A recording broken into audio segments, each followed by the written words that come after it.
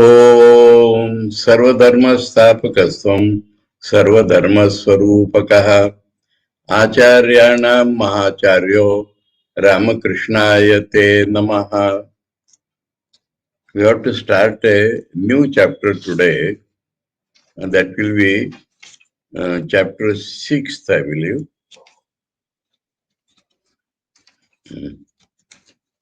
Page हट जाते कभी. Oh.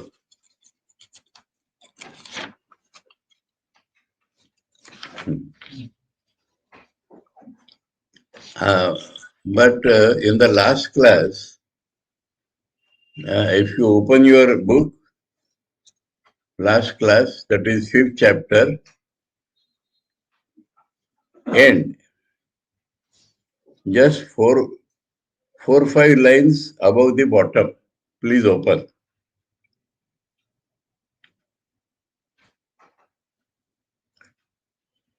And the sentence starts, the only means by which to gauge him was by seeing his purity, love of God, and goodwill. This goodwill is not a happy translation. In the original Bengali, the word is prem, love. Now, goodwill is a very weak translation for prem. And now the point is that কেবল আকৃষ্ট হইয়া ধরিবার একমাত্র উপায় ছিল তাহার পবিত্রতা, ঈশ্বরানুরাগ ও প্রেম দেখিয়া. Now, because ঈশ্বরানুরাগ is mentioned, and it has been translated as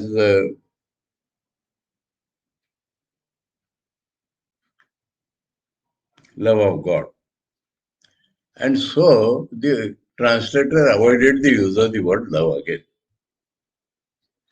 This is a common feature with translators. They take it as a rule that if the same word appears twice, it should not be translated as the same word again. They have made it a rule.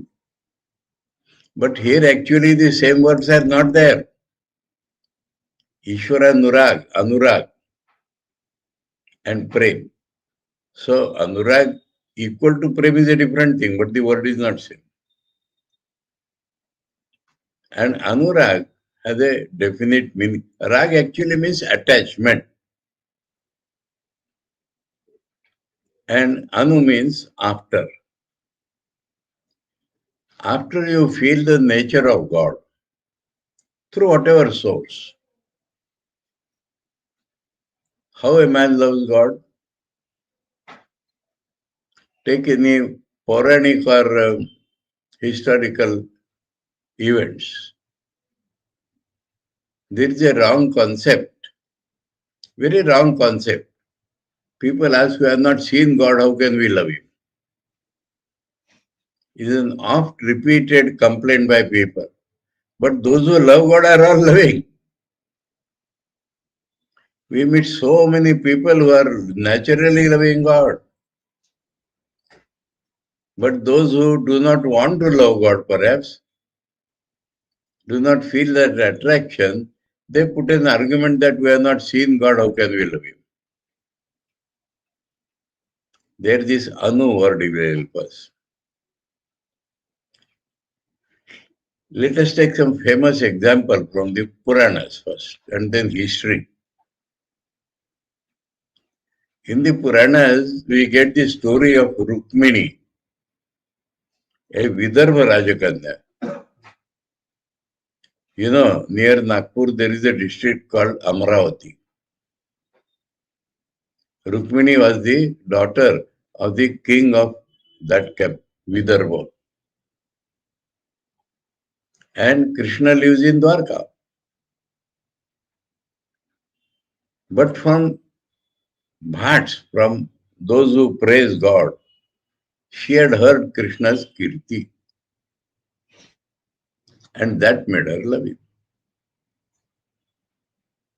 She had not seen Krishna or his photo or picture or anything.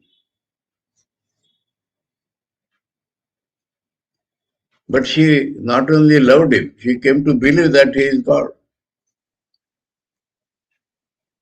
And her brother, Rukmi, had fixed her marriage with Shishupal.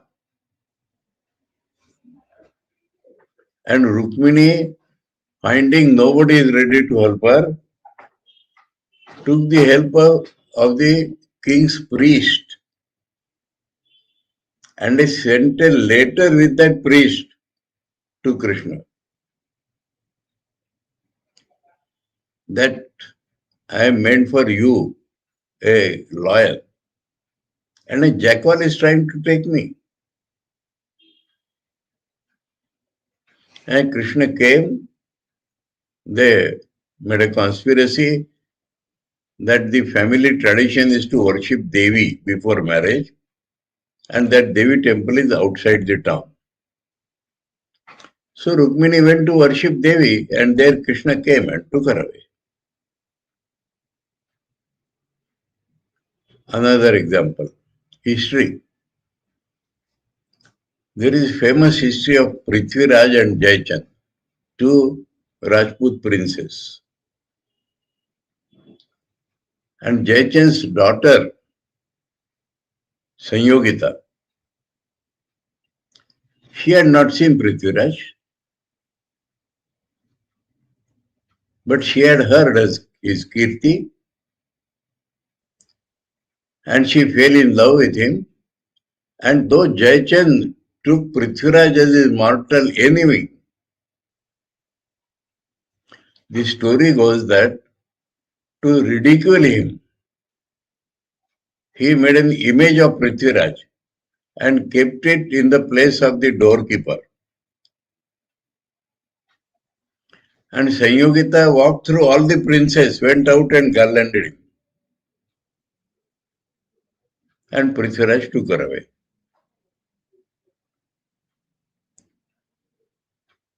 So how foolish it is to think that we cannot love somebody unless we have seen. Now tell me, here means among the devotees of Sri Ramakrishna, throughout the world, whoever is listening to Leelaprasanga, how many of us have seen Thakur? I am not saying nobody has seen, but very, very few, isn't it? And all of us are madly in love with Sri Ramakrishna. How come? Through Leelaprasanga. How come? Through reading the Gospel. How come we have seen his photo? Holy Mother said, people in this age are very intelligent. They have photographed the incarnation, which was not available in any previous incarnation. But how we love him? How we madly love him? Now all this comes to mind because of the word Anurag. After we know his glories, maybe through books, maybe through our seniors, That is anurag. But in English, we cannot translate it. So I made it love of God. It's very difficult to translate words of Sanskrit or Indian languages into foreign language. Very difficult. And now because they have used the word love, they want to avoid that word using again. Where clearly prem. Prem, you cannot have any other translation but love. Anurag, I told the speciality of anurag. How to translate in English, you find out. And goodwill, you see, unless we have love in our heart. Love for whom? Love for the whole world. Unselfishness is love. God resides in all, so we love all. Unless the heart is that diluted with that love, diluted Thakur soul, unless the heart has melted with that love, we cannot understand Sri Ramakrishna. Understand even or feel his greatness. The only means by which to gauge him was by seeing his purity, love of God, and love for all, you may have said.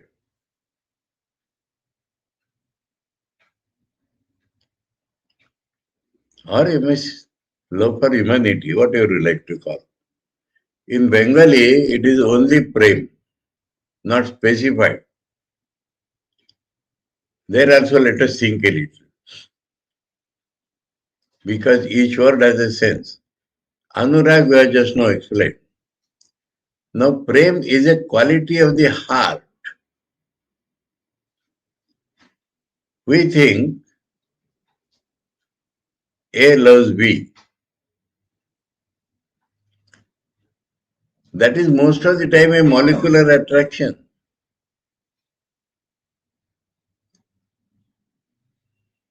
If there is a genuine love,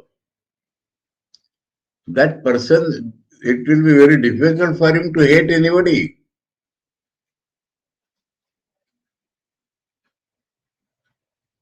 You know one famous incident, it is not in the books I am telling you. I have to digress quite a little. There were two friends living with Holy Mother, supported by her. And they were emotional friends, we say bosom friends. And in such emotional friendship, something happened. And that friendship broke. Now, one of them, in order to take revenge on the other in that mood, went to Holy Mother and said, Mother, please do not keep that boy with you. Mother said, why? Why are you insulting me? Mother said. He said, Mother, I am not saying anything about you, but you do not know how bad that boy is. So I am going to tell you the badness. No, Mother knows everything in the world. Mother said, suppose he is bad. How you came to know the badness? Only because he loved you. And then she said, don't you know, I am the love which exists between any two people anywhere in the world. Holy Mother tells she is the love which exists apparently between any two people of the world. I am that love. And by exposing his bad qualities to me, are you not insulting that love?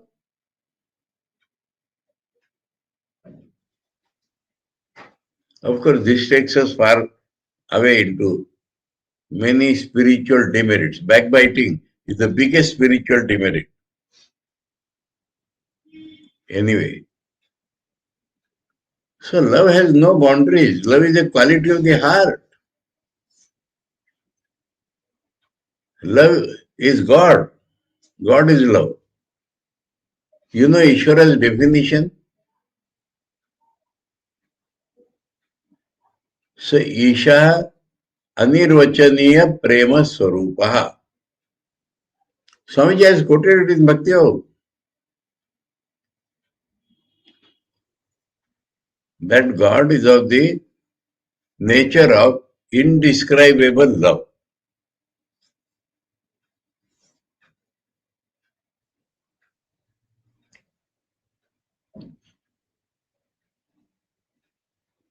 So I had to do such a big lecture because love. One of the brahmacharis, one of the listeners pointed out yesterday that in Bengali book it is prem. Is goodwill a correct translation? Anyway, now come to the next chapter. It says that further,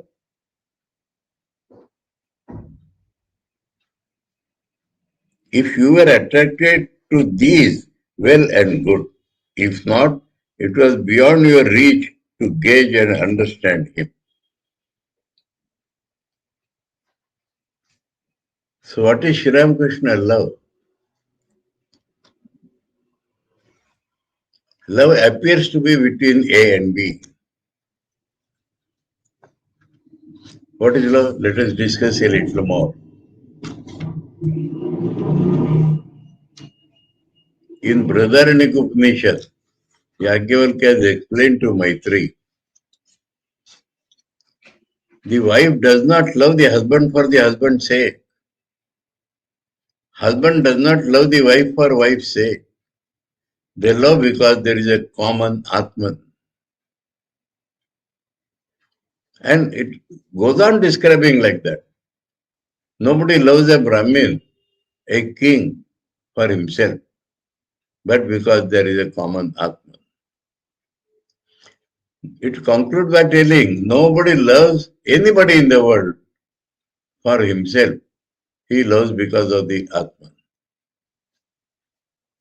So love is the expression of identity which already exists in the world. Appears as mutual attraction due to so many other things.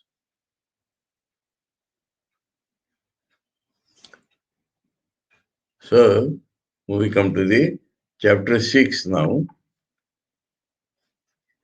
The mood of the spiritual teacher and Mathura Nath. In the previous chapter itself, we had seen that when Thakur started doing puja, that also due to Mathur's insistence, his Guru Bhav started. And it was witnessed by these two people only at that time. Because others had so much worldliness in them that they could not recognize this.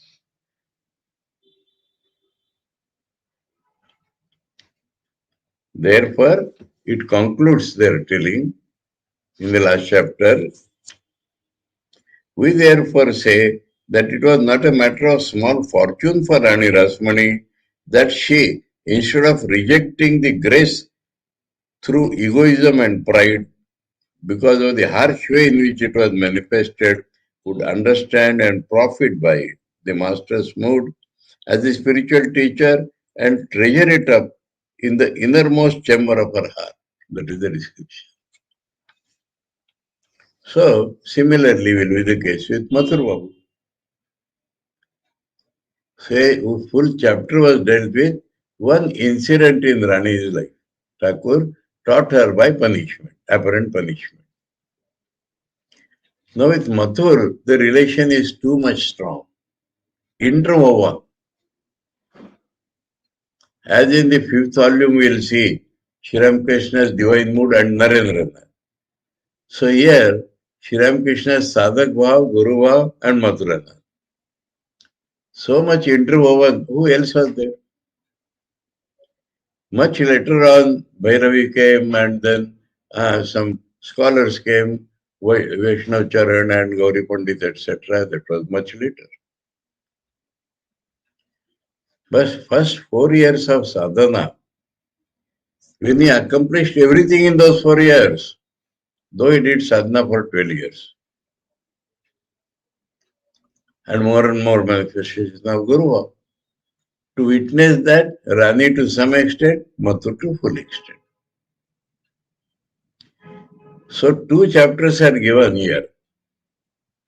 This chapter's name is Mood of the Spiritual Teacher and Mathurana. Next chapter will be Grace Bestowed on Mathur by this Guru Bhava. And here in the 6th chapter, a shloka is given in the beginning. That is the style Sardanji up to Guru Bhava. We do not find it in other volumes. And the Gita shloka given here is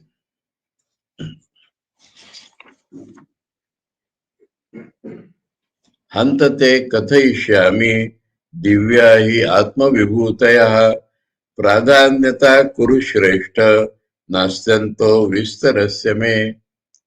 Vibhutiyo, 10th chapter.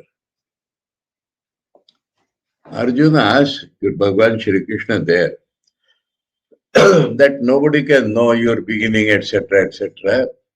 You know yourself only. And I want to know in how many ways I can think of you. I want to think of you always. But I cannot deny that the mind is extrovert. And sometimes it wants to think of mountains, sometimes to rivers, sometimes this or that. But I do not want to lose sight of you. So you tell me all details about your vibhutis, about your special manifestations. That is Arjuna's request. To which Krishna replies that I cannot explain all of them. But I will tell you some representative ones. Hanta means, oh dear, te katheshyami, I shall tell you. Divya hi atma vibhutaya, divine special manifestations of mind. Pradhanyata kurushu, the principal among them. Nastyanto vistarasya me. If you go into detail, there is no end. That is the shloka given here. Implication is that two things. Mathur is a representative. So many people came and went and got benefited by Thakur's Guru Bhava, who do not know all of them. Mathur we know. So Mathur is a representative of Thakur's Guru Bhava. One point. Secondly, all incidents about Mathur we do not know and will not be narrated. So some selected episodes about Thakur's relation with Mathur, they will be said. And from this we should judge. So, Nastyanto Vistarasya me Pradhanyata Kurushreshta Kathayishyami.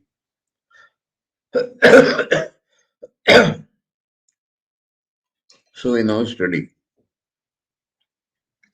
It takes a long time for a big flower to blossom.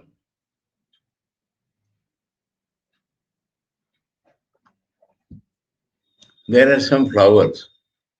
Lily of a day is fairer far in May. You know that poem? No, that is in a different context. A lily of a day is fairer far in May than standing long as oak 300 years to fall a log at last dry, bald and sere. But this lily flower in May, one day it comes, next day it's gone. To blossom also it took one day, but it goes away. Now there are big flowers. Lotus, for example, lotus takes a long time to bloom. In puja, how lotus is used in puja? Forcibly they open the petals. You must have seen that.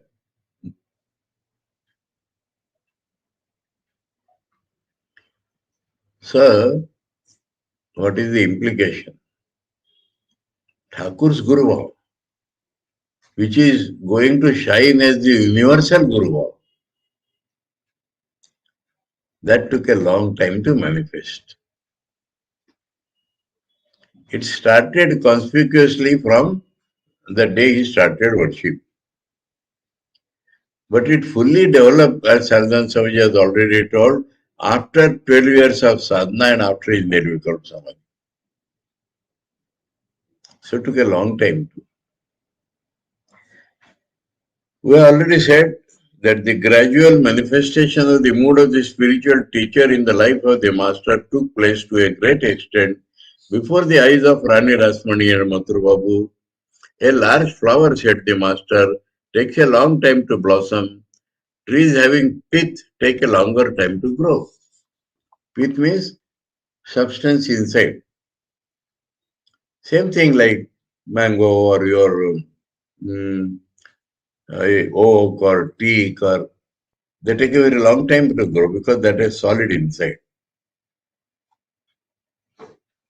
It took not a little time and discipline for the unprecedented mood of the spiritual teacher to manifest in the master's life also. Unprecedented mood.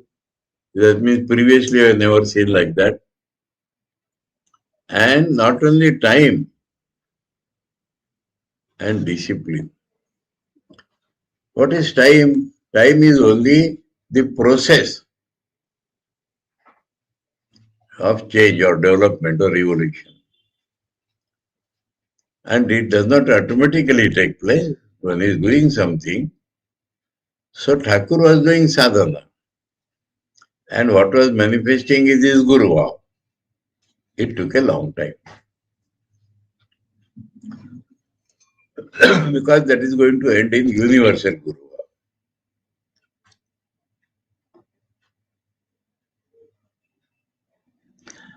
This is not the place for bringing out a description of that sadhana. I told you, same time period, but this is an entirely different aspect of God appearing as man. And that he has taken in Sadhak Bhav, which he wrote much later. So here only the Guru Bhav will be discussed. Here we are specially concerned with the master's mood as the spiritual teacher, the flower that blossomed in its full beauty and glory under the rays of the sun of consciousness universal. What is growing in him? The universal consciousness. So that is compared as the rays under which the lotus blooms.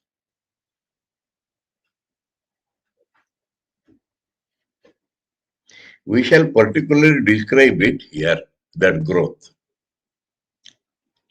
But certain other topics will of course come in by the way, as we describe from beginning to end the manifestation of that mood. What will come in the way? Mathur Baba's character. Unless we know the Shishya's character, how can we understand the Guru? So that will come in the way. A description of those devotees connected with the unfoldment of this mood of the master will also inevitably come in. Inevitably. The strange relation of the master with Mathur, the nature of Mathur as a man. So you must describe what is Mathur's nature. And we will find many common points with us.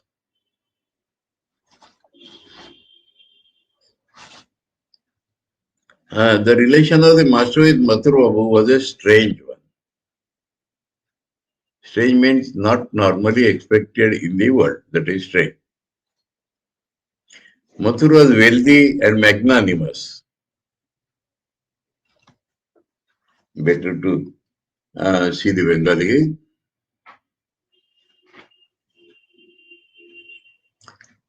Athacha is there. Athacha means, though he was like that, he was like that. That means apparently two things which do not coexist in ordinary man coexisted. That is the Athacha, not simply add. Mathur was wealthy and magnanimous. Dhani Athacha Ucha Prakriti Sampanna. What is Ucha Prakriti Sampanna? Of a higher, nobler type of mentality. Generally, people with money, they become proud and they become narrow. That was not the case. Though he was rich, he was magnanimous. Though a man of the world, he was a devotee. Sansari, very much want to do this or do that or do this or do that, very much. And yet, there was love of God. Generally, the sansaris do not have love. And people with love are not sansaris. But in Mathur, we see both. Actually, these are all common elements in humanity. But in Mathur, they were both strong. Though a man of discrimination, who knew the distinction between the permanent and the impermanent, he liked the things of the world. Nitya Nitya Vichar he could do, but he liked the world. If you are adept in Nitya Nitya Vastu Vichar, world will be given up. But he liked the world. But he could discriminate.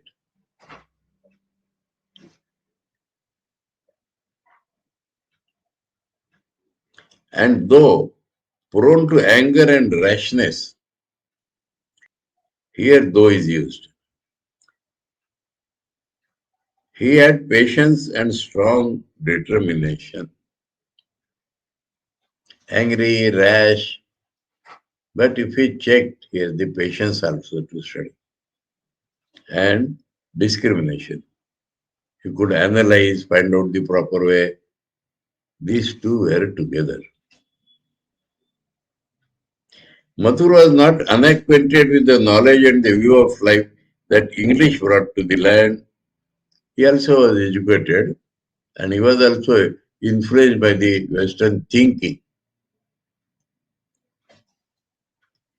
He was going to much argumentation and yet was open to correction. That is there.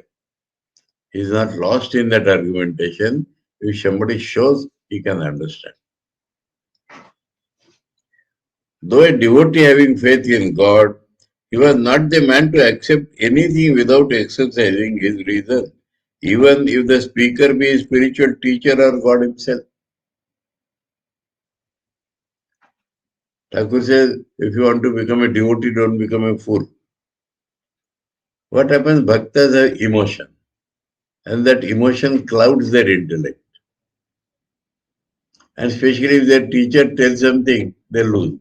If God will tell something, they are gone. But Mathur was analyzing. He was a devotee, but he was analyzing. Though man of the world, he was a devotee. Though devotee, he was analyzing.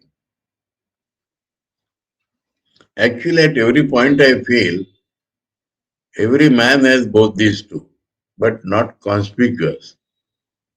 One becomes strong, the other becomes weak.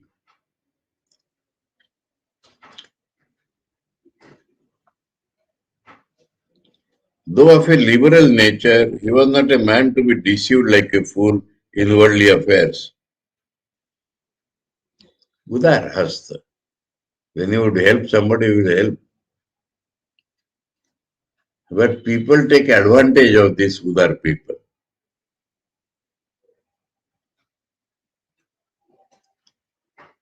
So many examples are there, so many. One small example I'll give. In Nagpur, one person came, young man. Our Swami Akamaniji was sitting on the bench. And he said, my mother has died.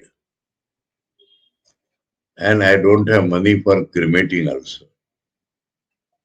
Will you please give me 500 rupees? Akamanji went to our Guruji. That such and such thing has happened.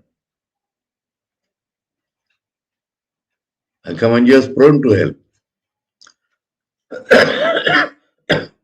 Our Swamiji said, can the cremation be finished in 500 rupees? You do one thing, you take 1500 rupees and go with that man and complete the cremation. So he took 1500 rupees and went with him. In the door, that man gave a slip and vanished in the way.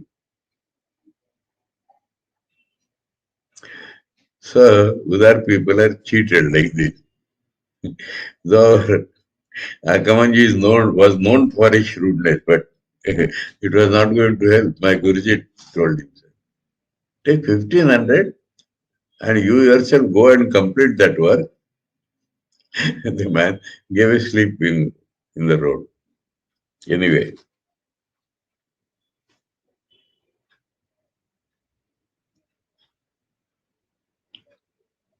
he was not a man to be deceived like a fool in worldly affairs, rather the shrewd intellect of a crafty politician. And lack of scruples in the choice of means. That means if you want to do something, you will do fair, foul means and hit him. As in other worldly landlords, which lead to the increase of possessions, were sometimes seen in him. Landlords generally want to increase their possession. What do, you know?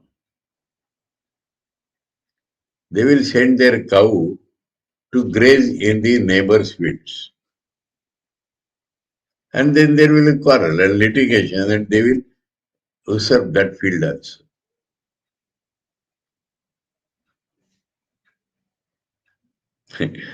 I'll tell you a funny joke. Huh? No, Raja Maharaj, Brahman Swamiji was the son of a big Jamindar. So he had all those traits in him. Swamiji is telling when he made him the president, Raja, please do not usurp anybody's land. That is what he has said. So that is what this should be.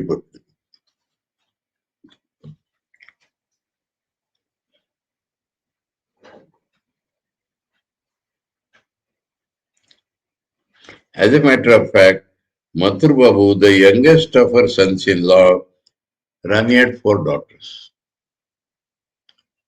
And the third daughter was married to Mathur. But she died.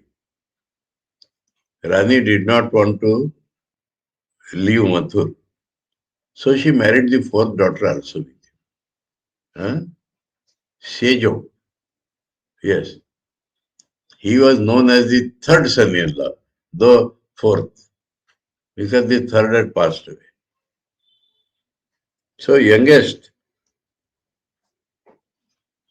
As a matter of fact, Mathur Babu, the youngest of her sons-in-law, was the right-hand man of the Rani, who was without male issue. Rani had no son.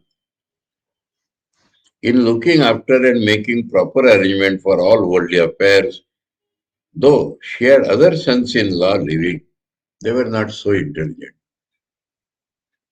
And it was only because the intellects of both the mother-in-law and this youngest son-in-law cooperated that the name of Rani Rasmani became so very well known there, because of both of them.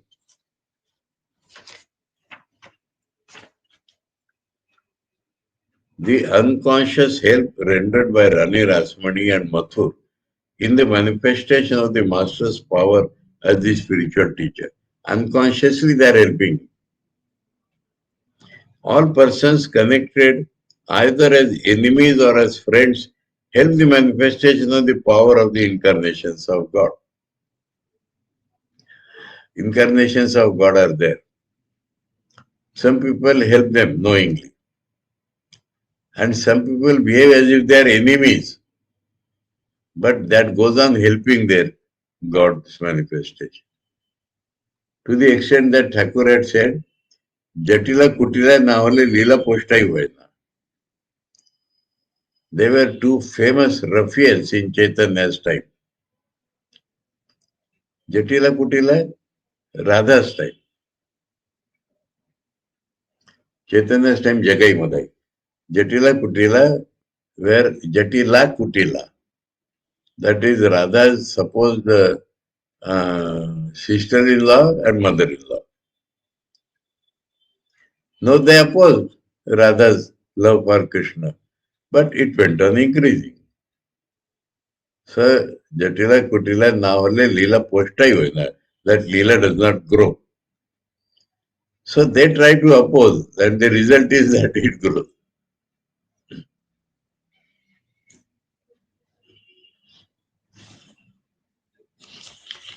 The reader will perhaps say, why the song of Shiva while husking paddy? Dhan bante Shiver Git Kar. Then you are husking paddy and you are singing Shiva's song. Unrelated things, this is the Bengali proverb for that. You are discussing Thakur's Guruva or you are going on telling Mathur's story. Already I said that some inevitable things will come. Why bring in Mathur while you are speaking of the master? In answer, it may be said that it was Mathur who caught just a little glimpse of the future beauty of the object and became its helper and protector. When the master's mood of spiritual teacher was just cutting open the cocoon and was about to come out, that is silk worm, it is in a cocoon, it cuts out and comes out. That is the simile given. Under a very pure, sacred urge, Rani Rasmani built a fit place where this unique character could unfold itself freely. She did not know she is doing it for Thakur. And under a similar noble urge, Mathur helped its further development by supplying whatever else was necessary. It is, of course, only now, after the lapse of many years, that we can understand it all. But although both of them got a little inkling of it from time to time, it does not seem that either of them ever could have had a full understanding as to why they were doing those things. This fact is borne out by the study of the lives of all great souls of all ages. They are similar with incarnation.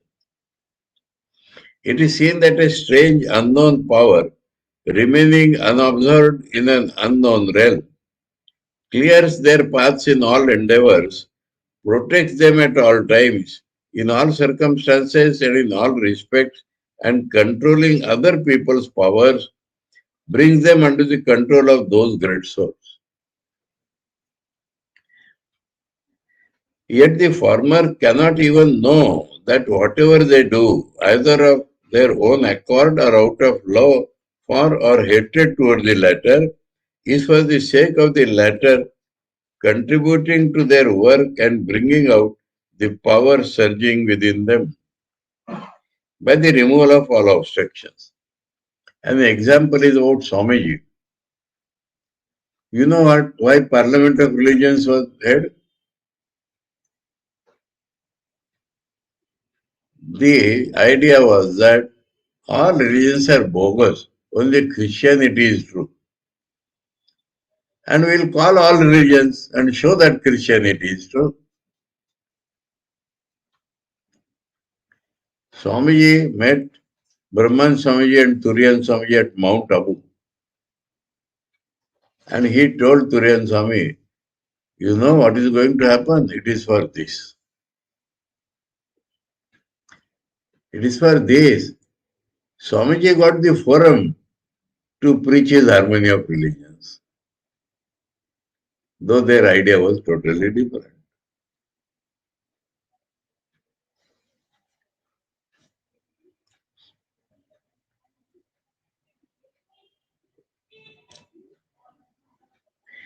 All this is done with so much of secrecy, so to say, by God. that people are amazed long afterwards when the discovery is made. See the result of Kaikeyi sending away Sri Ramachandra to the forest. Why she did that? So that Rama will kill Ravana. See the ultimate result of the lifelong efforts of Kansa in keeping Vasudeva and Devaki imprisoned. Result finally, all sins he made and he got killed.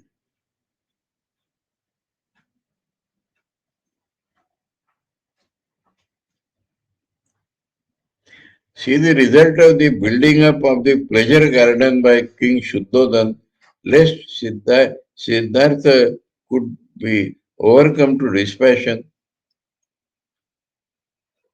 It was forecast by the astrologers that he will renounce the world. King did not want that, his father. So he built palace for him in such a way, a garden for him, that he will forget in the pleasures of the world. What happened?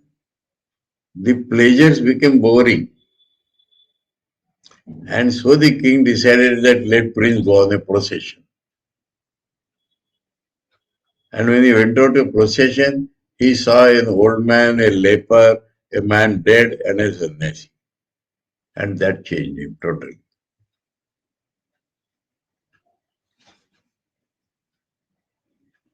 See the result of the cruel Kapalika Buddha's effort of killing Acharya Shankar by means of incantations. You know the story? No.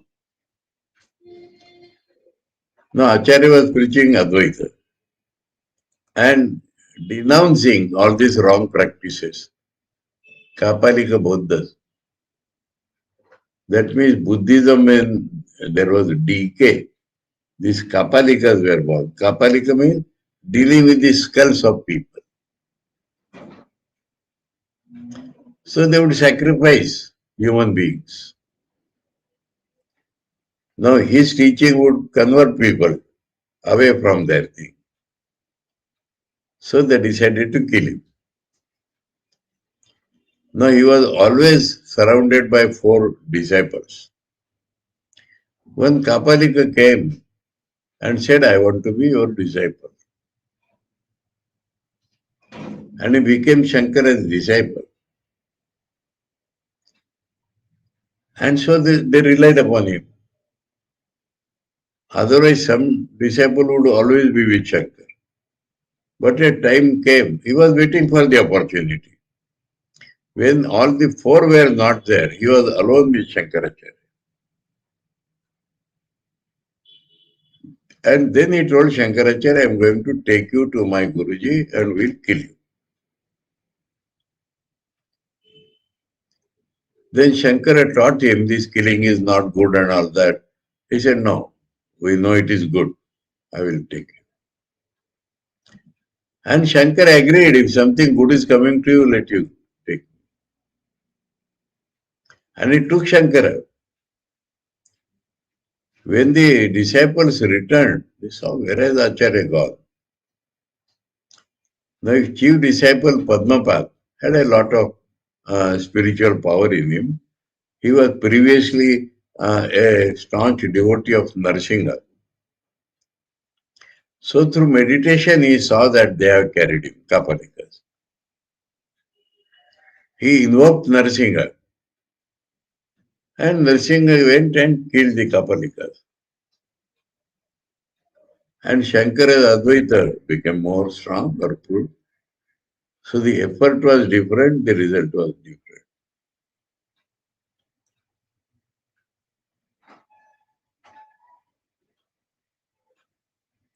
By means of incantations.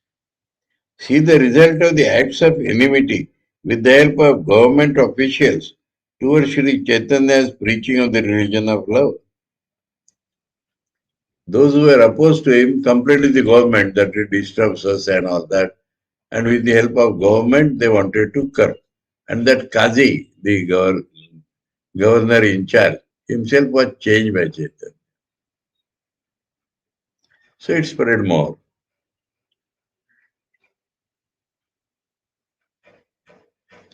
and see the result of killing the supremely glorious Jesus on a false charge of having committed a crime. What is the result? Christianity. You know, Christianity depends upon what? Resurrection. That means he was killed in front of all. And they did not burn his body, they buried it. And on the third day, the disciples saw him again. That is the one point on which whole Christianity is based. You know this story? No. The day on which Christ was crucified is called Good Friday. And then third day, Sunday. That is called Easter Sunday. And that people celebrate like anything, like Diwali. So he was crucified. Result, he reappeared, and that spread the whole Christianity. And he was killed like a criminal.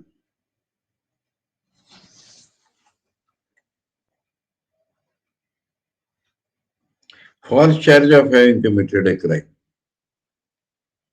Every one of these cases turned out to be the opposite of what had been intended, like the story of Rama took it contrariwise. You know that story? Footnote is given fully.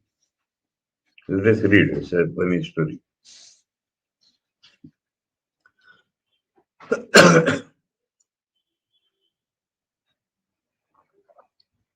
The current proverb in North India, Ulta Bujli Ram in Hindi, has for its source the following story. There was a holy man of the Vairagi denomination who traveled from one place of pilgrimage to another for a long time. He himself carried the bundle of his paraphernalia of necessary articles, like the metal cooking pot and water pot. One day the holy man thought that he might be free from the trouble of carrying the bundle if he could get a horse.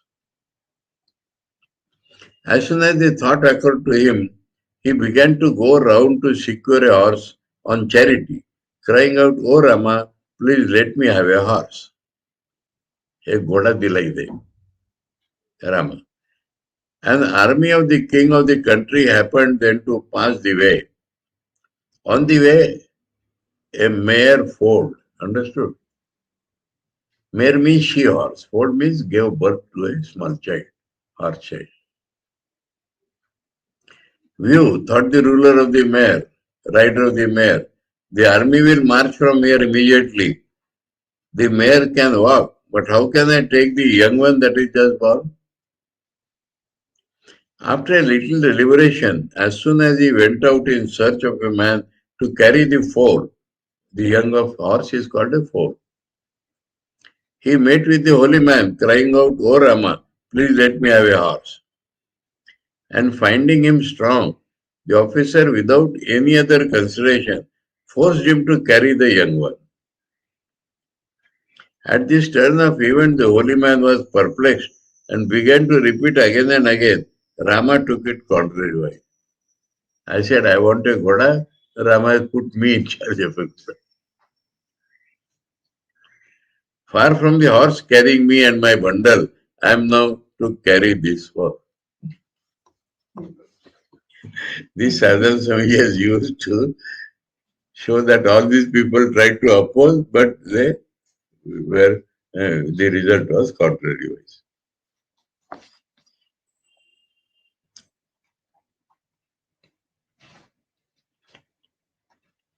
Yet the very powerful and intelligent adversaries and the affectionate friends both always thought otherwise and acted from their own motives and will do so in future, applying the whole stock of their subtle policy and worldly wisdom. But as recorded in the Bhagavata and other books, one acting as an enemy has to remain completely ignorant of the actions and purpose of that divine power, while one can sometimes have a little knowledge of this power if one follows it with faith and devotion. That is the difference. Those who are doing faith and devotion also will not understand fully, but they will get some inkling. And when he is opposite, he will never understand what is happening. And with the help of that knowledge, he becomes a fit person to attain liberation and eternal peace by becoming gradually free from desires. This is Mathur. Mathur's conduct toward the master was of the latter type. He understood something, then he understood more, then he depended on Thakur and he was saved. It is the same with ordinary human life. There is a great similarity between it and that of Incarnation. Now Saradananda Swami is deriving a lesson from there.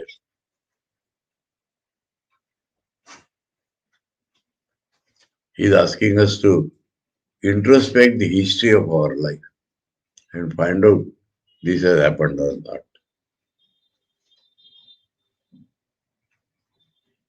Our Godward journey, has it been helped or not by these circumstances? Though sometimes circumstances seem to oppose us, you are all sitting before me. It happens in everybody's case. So avatars are prototypes of human beings. Certain things which are not observable in our life becomes very clear in their life. But we should understand from their life, same thing is ours. Great wisdom Saradananda Swami is giving here.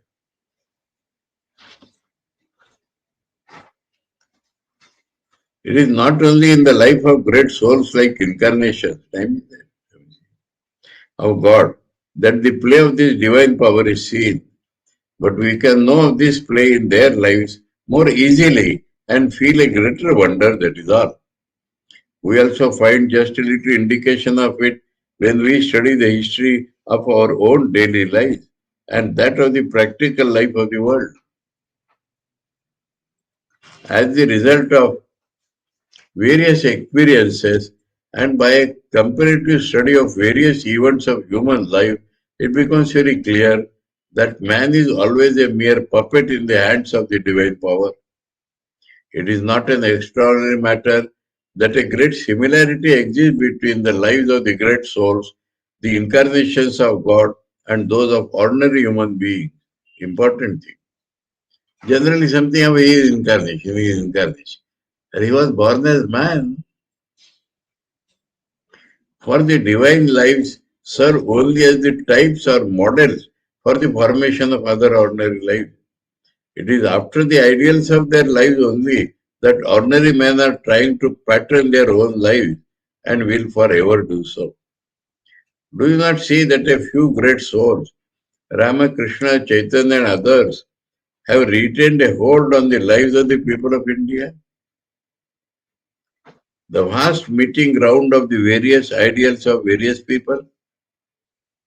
Again we see how quickly the ideal of the life of Sri Ramakrishna, the incarnation of the present age, the unique mode found by the combination of the ideals of all the previous great souls, is spreading its own influence and in a very short time getting a hold on the lives of the men and women of this country and abroad. How far this influence will spread in course of time, O reader, you may guess if you can. We are, however, unable to conjecture and express this. Om Sarvadharma Sthapakastam Sarvadharma Swarupakaha Acharyanam Acharyo Ramakrishnaya Te Namaha. Om Shanti Shanti Shanti. Hari Om Tat Sat. Sri Ramakrishna Arpanam.